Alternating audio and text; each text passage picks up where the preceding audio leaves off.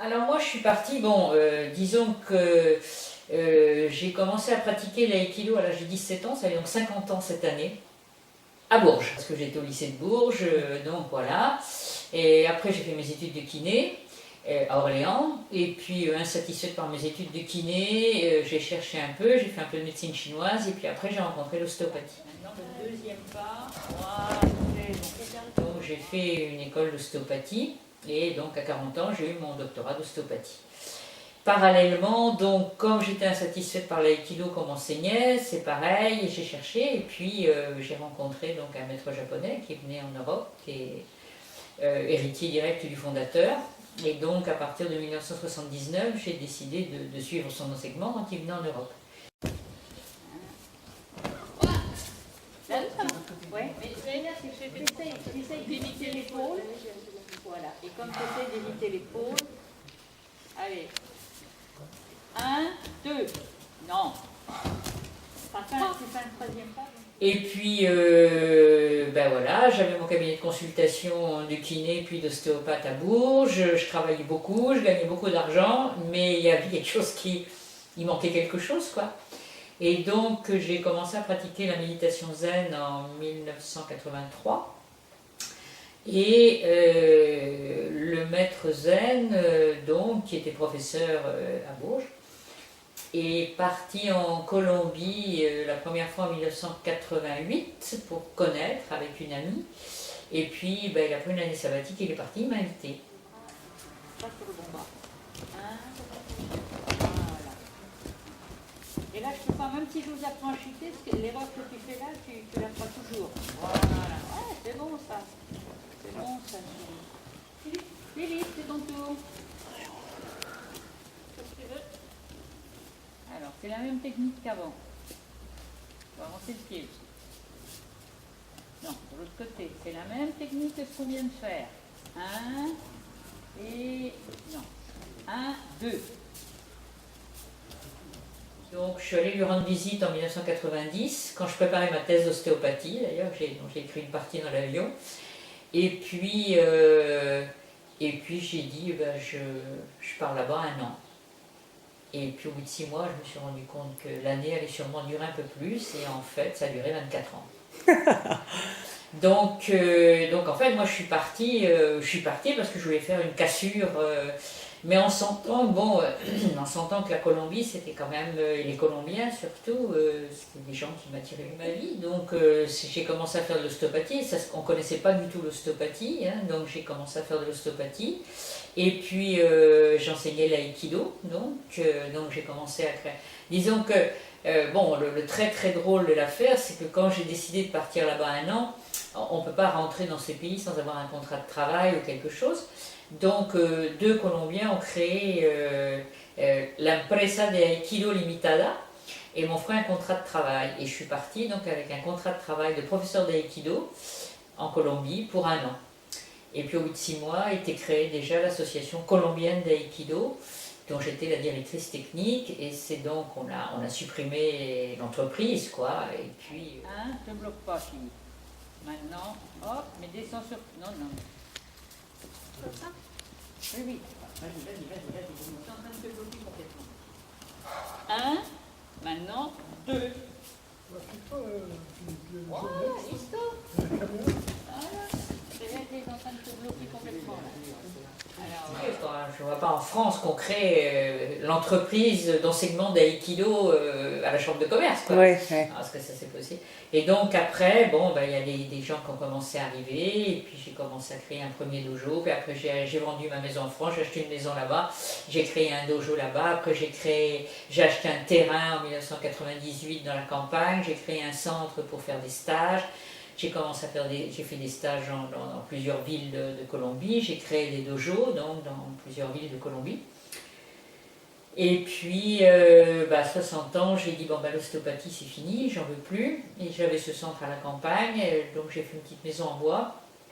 Et je suis partie vivre là-bas dans la montagne pendant 4 ans, où je vivais toute seule dans la montagne. C'est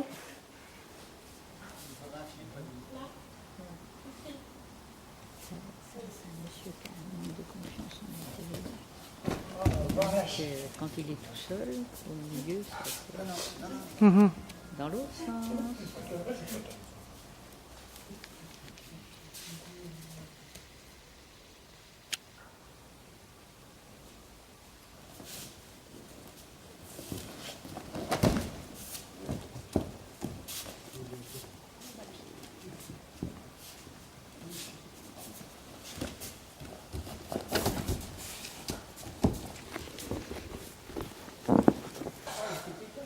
Mourad,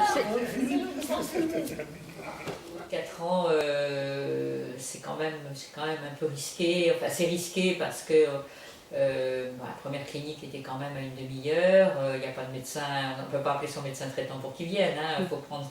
Voilà. Dans le hameau, j'étais à peu près la seule voiture, donc c'était quand même. Bon, donc j'ai dit bon, je crois que pour moi la Colombie, ben voilà, j'ai fait ce que j'avais à y faire. Mon cycle se termine, donc on va partir d'ici, puis on va créer un autre cycle. Et je voulais pas revenir à Bourges parce que bon, ben, j'avais semé à Bourges, les gens qui avaient pris ma succession s'étaient organisés, donc je voulais pas moi revenir là-dedans et dire attendez, hein, c'est moi qui reviens, là, au bout de 24 ans, ça fait pas partie de mes manières d'agir. Donc je dis après tout, Vierzon c'est pas plus mal qu'autre chose. Ma mère était à la maison de retraite en plus. Bon. Donc voilà, donc je suis revenue et puis quand on est dans ce qu'on doit faire et où on doit le faire, immédiatement j'ai été contactée par un de mes anciens élèves qui est psychologue sur Vierzon, qui m'a dit mais attends, je vais déjà te faire connaître, et puis on a organisé une première conférence sur le zen. Je suis arrivée, disons, au mois de mai, au mois de juillet, je faisais une première conférence sur le zen, et on a créé un petit groupe, on faisait du zen ici, là, il n'y avait pas de meubles, et puis voilà, et on a commencé, et puis des portes se sont ouvertes, et puis bon, je suis d'un tempérament assez, disons, assez têtu, et puis je trace mon chemin, quoi. Voilà. non, dans l'autre sens. Oh là là. Vous arrivez juste au bon moment là. Voilà, je sais pas, il y a un appareil photo qui les regarde, là, ils sont complètement bloqués. Complètement surtout. Ben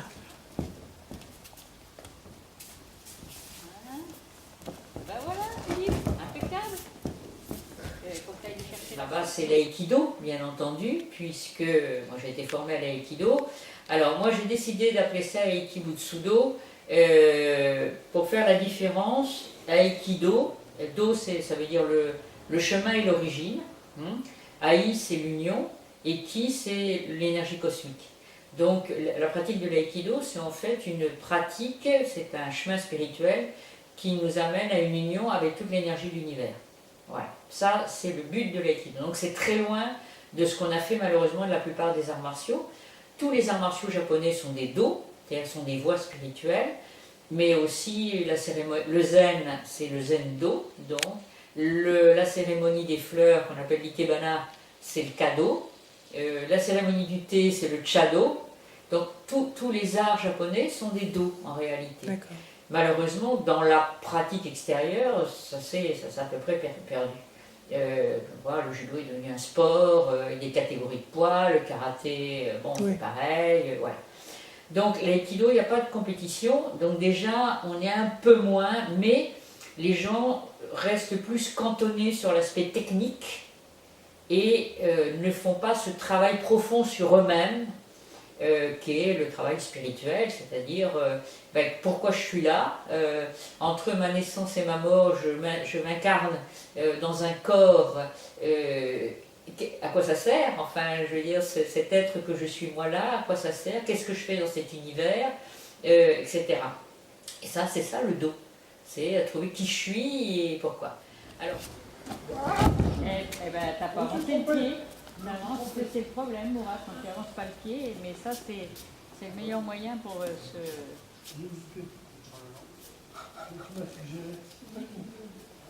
Alors fais un pas, un autre pas, et tu chutes. Non mais c'était bon là.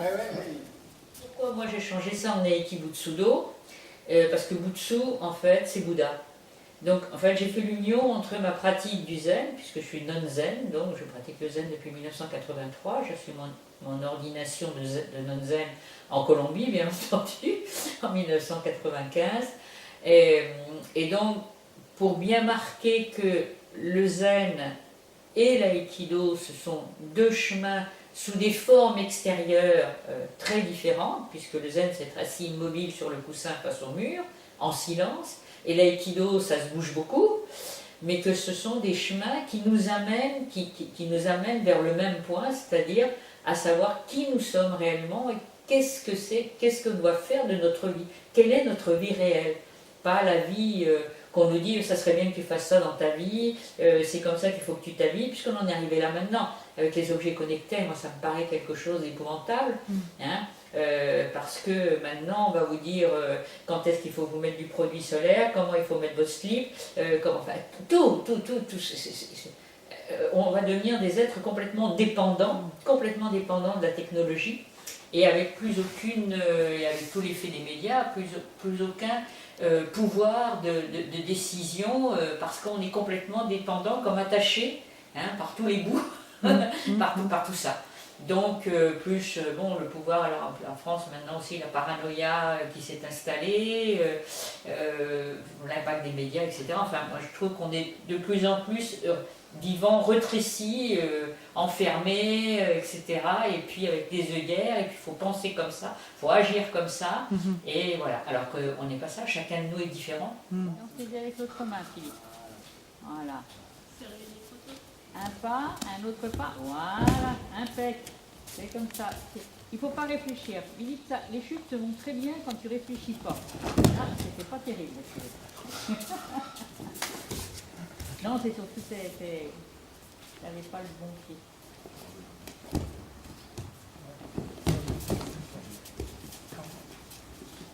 Le maître du zen, Taisen Deshimaru, disait l'homme et la femme qui vivent dans le même lit ne font pas les mêmes rêves. Et ça me paraît très très beau, c'est ça. Hein, et pratiquer le zen ou pratiquer l'aïkido, c'est faire ce que l'on doit faire, quand on doit le faire et comment on doit le faire dans notre vie, mais faire ce que l'on doit faire, pas ce qu'on nous dit que l'on doit faire. Voilà. C'est retrouver notre liberté complète à partir de la connaissance de notre être intime, de notre être intérieur. Donc, l'aïkido, ou l'aïkibutsudo, l'aïkido, comment ça agit? Eh bien, ça agit que le fondateur disait l'aïkido dépoussière le corps et l'âme. Il a été très clair, le fondateur de l'aïkido. Il disait l'aïkido dépoussière le corps et l'âme.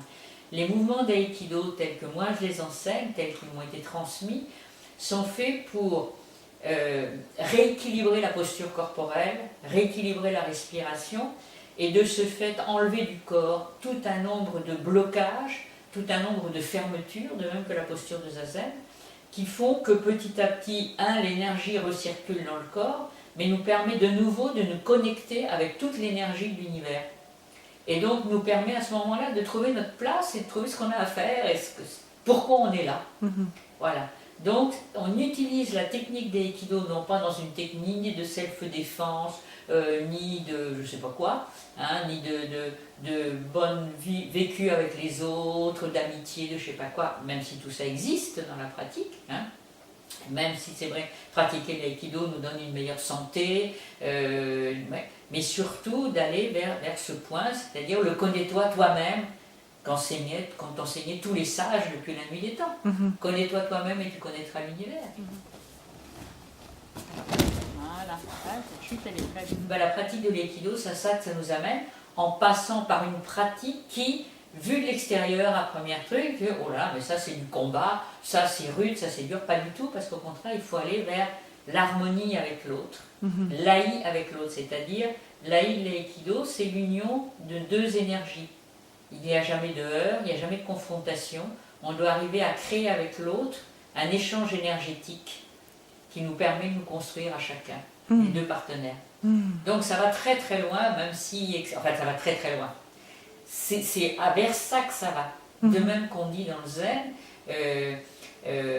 naturellement, automatiquement et inconsciemment, la posture de zazen nous amène vers l'éveil spirituel.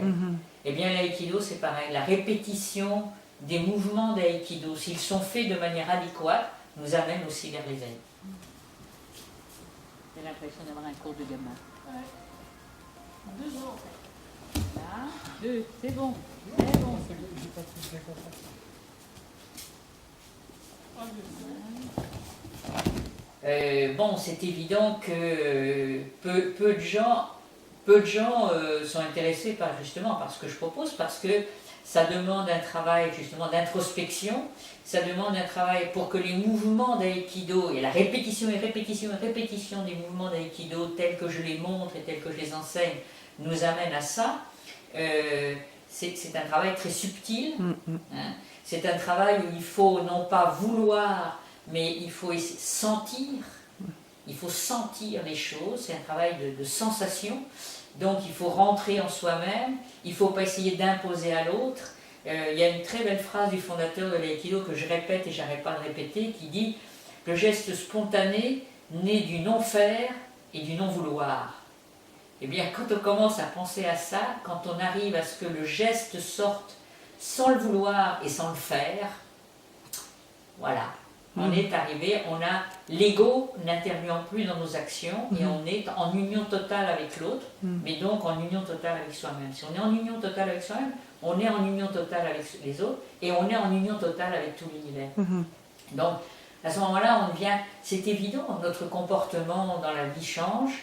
Hein, bon, alors c'est sûr, on n'est plus intéressé par posséder, parce que bon, du moment qu'on a le suffisant pour vivre, eh ben, c'est très bien.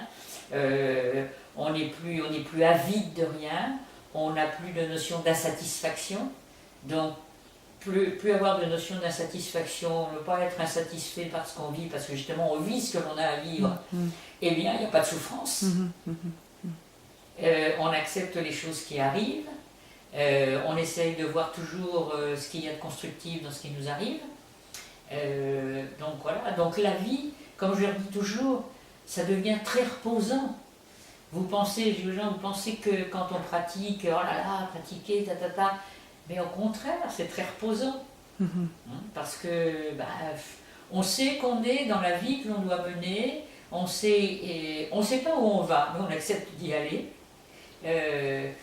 Moi, par exemple, il y a des gens qui me disent « Mais oh, tu as très peu de pratiquants. » C'est vrai, j'ai eu des moments où j'avais beaucoup de pratiquants avec moi. Maintenant, j'en ai très peu parce que je suis en train de recommencer quelque chose. En plus, parce que les circonstances du monde et de l'évolution du monde font que malheureusement, malgré tout ce que l'on peut dire, il y a de moins en moins de gens qui sont dans une véritable recherche spirituelle. Mais en même temps, je dis bon, moi, je sais que je suis dans ce que j'ai à faire, et même si j'essaye, si je dis « Ah non, mais je vais arrêter tout ça après tout, je suis retraité, je vis avec ma petite retraite, ma petite voiture, je vais faire... » Je peux pas. C'est impossible pour moi. Je ne peux pas ne pas être, comme je leur disais ce matin, il y en a hier, mais il y avait Zazen hier. Bien sûr, Mourad, qu'il y avait Zazen hier. Tu te laves tous les jours, tu manges tous les jours, tu pratiques tous les jours. Et ça, on est dans une époque où c'est très très difficile de placer, où les gens en plus sont tellement saturés d'activités, saturés d'informations. Alors on n'arrive plus à faire le tri, on est ça rentre. Comment savoir où on est là-dedans? Comment savoir où on doit aller? Et qu'à un moment il faut s'arrêter. Alors quand on s'arrête, mais il faut s'arrêter souvent et pendant longtemps. Il faut répéter et répéter beaucoup, malheureusement, pour arriver à pas retomber. Et bon, moi j'espère, bon pour l'instant ils ne sont pas trop décidés, et puis c'est très difficile de le faire en France, mais en Colombie par exemple, j'avais créé ce centre, et on faisait des retraites de 10 jours. Donc pendant 10 jours, les gens coupaient avec leur vie quotidienne, ils venaient, on vivait, c'était comme un monastère, avec des heures de lever, de coucher, de pratique, de préparer la nourriture, de travailler dans le jardin, de faire la peinture, le ménage, de partager la vie, de manger en silence. Et les gens, bon, des fois, au début, ils avaient des résistances, et puis au bout d'un moment, ils se disaient « Mais mince, ça c'est magnifique, quoi. » Alors, retour après à Bogota, c'était difficile quelquefois, au bout de 10 jours, de reprendre cette espèce de chose, mais petit à petit, les gens se rendaient compte, quoi. D'ailleurs, mes élèves, bon, la ferme qu'on avait a été vendue, moi, quand je suis partie, et maintenant, celui que j'ai toujours Alors, avec qui je suis toujours en relation en Colombie, l'autre jour il m'écrivait un mail, on me disait tu sais, ils se rendent compte maintenant que ne plus avoir la ferme, ben, ça nous manque quoi. Ben oui, parce que c'était facile, ils prenaient la voiture ou le bus et puis ils pouvaient arriver plusieurs jours, même venir comme ça, partager la vie avec moi plusieurs jours. Ce qui est normalement l'enseignement traditionnel. L'enseignement traditionnel se faisait. Par exemple, le fondateur de l'aïkido a créé en 1942, donc c'est pareil, il avait acheté un petit terrain. J'avais donné le même nom à mon terrain en Colombie. Il vivait entouré de quelques disciples qui faisaient fonctionner la ferme et auxquels il donnait l'enseignement. C'est un peu comme ça que devrait fonctionner théoriquement. Bon, alors en plus, bon, le bouddhisme, parce que bon, nous on n'est pas du tout les bouddhistes que vous voyez avec les robes jaunes avec les trucs oranges, hein, ça n'a rien à voir. Le bouddhisme zen, c'est pour ça que nous on parle même plus de bouddhisme, on parle de zen et on parle de zazen, c'est-à-dire que le zazen, ça veut dire s'asseoir dans la concentration la plus profonde. C'est-à-dire que le zen que nous pratiquons, ce n'est ni une religion, on n'a pas du tout de base de religion, c'est s'asseoir dans la posture juste et être attentif à sa posture et à sa respiration. Et simplement ça, bon alors il y a les marches, etc., il y a quelques petites fioritures si je puis dire, mais c'est ça la base fondamentale, c'est s'asseoir sur le coussin, tel que vous voyez là, voilà, s'asseoir sur le coussin dans la posture de zazen face au mur en silence. Voilà. Et pratiquer.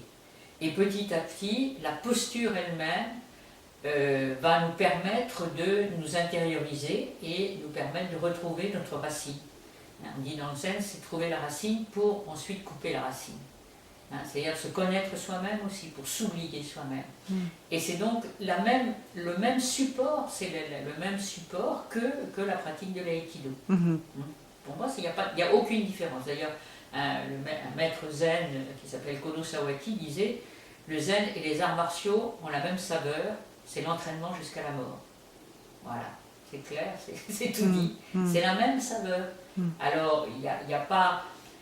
Disons, pour moi, le chemin a été que j'ai commencé l'aïkido donc à 17 ans, j'ai commencé le zen, j'en avais 33, et il est évident que ma pratique de zazen m'a permis de trouver ce qu'était l'essence de l'aïkido, et ma pratique d'ostéopathe m'a aussi permis de comprendre comment je pouvais utiliser les mouvements d'aïkido pour aller vers cette libération musculaire, articulaire et respiratoire et de posture pour arriver à ce que je voulais justement de travail spirituel. Donc pour moi, les trois se sont rencontrés.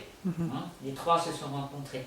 Mais c'est évident que c'est quand j'ai commencé à pratiquer le zen et à rentrer dans la pratique de zazen que j'ai pu peu à peu, dans mon chemin d'aïkido, fouiller, si je puis dire, voilà, pour arriver à l'essence de l'aïkido et voir justement que c'était une même chose, c'est une seule et même chose, même si c'est différent. Donc l'un s'est nourri de l'autre. Voilà. Et puis bon, je me suis rapproché un peu du tai chi. Bon, j'ai connu des gens qui pratiquaient le tai chi et dans le tai chi, on utilise aussi, comme dans l'aïkido, le cercle et la spirale. Et donc j'ai eu la chance de connaître des gens qui pratiquaient un très très bon tai chi. Et donc voilà, ça m'a aussi permis d'éclairer et voir dans ma pratique de l'aïkido comment utiliser ce cercle, cette spirale, etc. J'ai eu la chance aussi d'avoir, bon, le maître Kobayashi a été disciple direct du fondateur. J'ai connu le maître Kobayashi en 1979. Quand j'avais fait un aïkido, je me rendais compte que ça ne devait pas être ça l'aïkido. Profondément, intimement, je sentais que ce qu'on m'avait enseigné jusqu'à maintenant, ça ne devait pas être ça. Et là, j'ai lu maître Kobayashi, au bout de 15 secondes, j'ai dit l'aïkido, c'est ça. Là, il n'y a pas de doute. Et alors là, j'ai commencé à chaque fois qu'il venait en Europe, je suivais. Et petit à petit, et lui, tout était basé sur la notion de la spirale. Donc la spirale, c'est l'énergie. Toute l'énergie s'exprime par la spirale. Les tornades, l'œil du cyclone, qu'est-ce que c'est? C'est une spirale. Les légumes croissent selon des spirales. Tout fonctionne, toute l'énergie créatrice est sous forme de spirale. Donc quand on commence à travailler sur les spirales en aïkido, à ce moment-là, alors au début la spirale est très extérieure, et puis petit à petit la spirale s'intériorise Et à ce moment-là, on ne voit plus rien de spirale à l'extérieur, mais toute l'énergie est là. Voilà. Et là, ça devient très drôle. Moi, je m'amuse beaucoup ce matin. Je disais à Pascal, là, qui est un pratiquant merveilleux, qui est 5e dan de karaté, mais qui a senti tout de suite dans l'aïkido, c'est comme un enfant. J'ai fait une technique et puis il est comme un enfant qui a découvert quelque chose. Alors moi, ça me remplit aussi, parce qu'on se remplit mutuellement. Et je lui ai dit, vous savez, ça fait 50 ans que je pratique l'aïkido, et à chaque fois que je fais une pratique d'aïkido, pour moi, c'est comme un truc nouveau, c'est un nouveau jour, c'est une nouvelle naissance. C'est magnifique, quoi. Parce qu'au bout de 50 ans, on pourrait être blasé. Ben non, moi, c'est à chaque fois, parce qu'en plus, le vécu avec chacun des pratiquants. Ce matin, il y avait ce pratiquant qui commençait, 6e dan de karaté, qui a passé toute sa vie dans le karaté, qui a déjà l'humilité de venir essayer quelque chose avec moi. Ça, déjà, c'est merveilleux. Que quelqu'un il n'a plus rien à prouver. Et, bon, il pourrait tranquillement rester. Et puis il vient, et puis à la fin, il me dit, bon, alors si je pratique là pendant les 2 mois, combien ça va me coûter? Qu'est-ce qu'on peut demander de plus? C'est sûr que ce qu'on aimerait, c'est que des gens soient intéressés par notre pratique, se rendre compte que c'est pas par où ils s'en vont en ce moment, là, dans cette hyper-consommation, cette hyper-accélération, qu'ils vont trouver comment dire, un soulagement. J'ai encore des problèmes avec le français. Un soulagement à leur mal-être. Hein. On est quand même le pays où on consomme à peu près le plus d'anxiolytiques au monde. C'est pas par là la solution, c'est justement il faut s'arrêter et puis se poser et puis voilà, puis commencer à essayer de voir à l'intérieur de nous la richesse que l'on a à l'intérieur. Donc moi ce que j'aimerais c'est qu'il y ait des gens pouvoir justement, c'est pour ça que j'accepte tous les interviews, j'accepte tout pour les expliquer, pour toucher le plus de gens possible. Mon rêve, ça serait de faire ce que j'ai pu faire en Colombie, c'est trouver un bout de terrain à la campagne et puis faire un centre. Malheureusement, on n'est pas en Colombie. En Colombie, j'ai acheté une vieille maison, il y avait une cour, j'ai mis des tôles ondulées dessus et j'ai fait un dojo. En France, est-ce que c'est? Il faut... Matériellement, c'est impossible parce qu'on est coincé par tout un tas de choses, qu'on a la vie bridée complètement.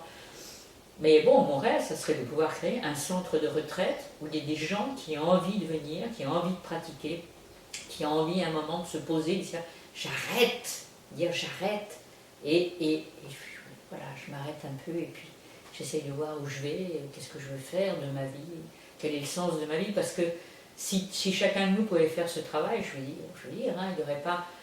Moi, j'ai été sidérée hier, j'ai regardé aux informations un peu du défilé militaire et je voyais toutes ces troupes, et je voyais toutes ces armes, et je voyais tout ce que ça coûtait. Je me disais, mais avec ça, on pourrait faire tant de choses. Pourquoi il faut que les gens soient toujours plus de puissance militaire? Pourquoi il faut toujours être en train de s'auto-détruire les autres, s'auto-détruire? Quand on voit ces images de Mossoul, une ville entièrement détruite, une ville... On se dit, mais c'est pas possible que des êtres humains peuvent faire ça. Est-ce qu'à un moment...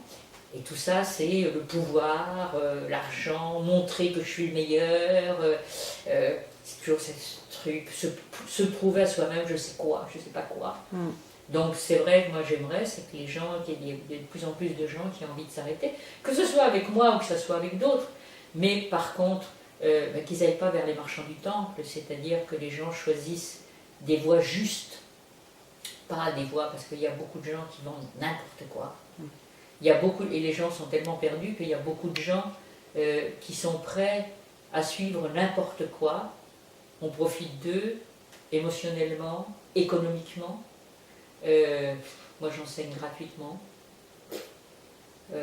parce que, bon, une toute petite retraite, misérable. On me classe dans les gens qui sont en dessous du seuil de pauvreté, mais j'ai suffisant, j'ai ce qu'il me faut, j'ai besoin de rien d'autre. Donc déjà j'en ai trop. Colombie, ma petite maison en bois faisait 35 mètres carrés, elle était faite avec du bois de récupération. C'est suffisant. Hein, bon, là, les conditions atmosphériques ne sont pas les mêmes. Mais c'est ça, ce qu'il faudrait qu'on... Mon rêve, ça serait ça. Ça, c'est un rêve, c'est... Oui, mais peut-être que ça le sera. Hein, on ne sait jamais. Étape par étape. Bon, les années passent aussi, hein. Mais alors il est évident que les forces physiques, l'énergie est toujours là, les forces physiques, des fois, le corps il veut plus. L'énergie, ça ne peut pas s'expliquer, c'est quelque chose qu'on a en soi.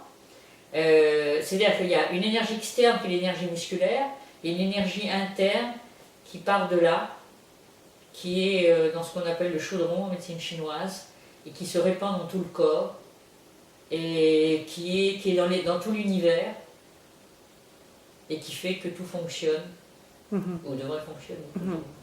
Voilà. Mais vous le définir, il y avait Sao Tomé qui disait l'énergie c'est comme un oignon. Ça veut retirer toutes les couches de l'oignon, à la fin il ne reste plus rien, mais sans l'énergie, l'oignon il n'existe pas. Voilà. C'est un peu l'image. Je suis incapable de vous expliquer ce que c'est l'énergie. Mais c'est quelque chose qui existe à l'état universel et que l'on a en nous.